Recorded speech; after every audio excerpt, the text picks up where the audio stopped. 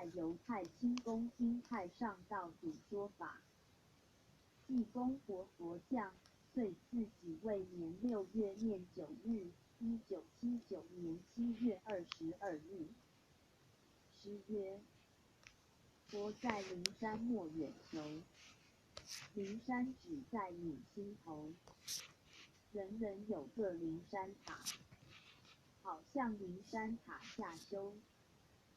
济佛这首道诗，相信世人知晓者甚多，但还不是口头念念就可得。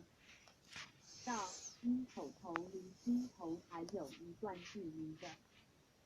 诗中所说灵山就是心头山，即就是上天堂或下地狱之分叉路口，从人道往天道或复地道就在此的分野了。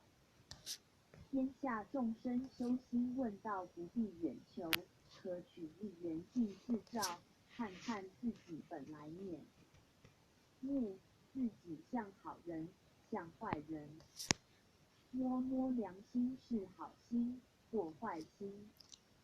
灵山在你心中，一朝上山突然见佛，则是找到往天堂的路了。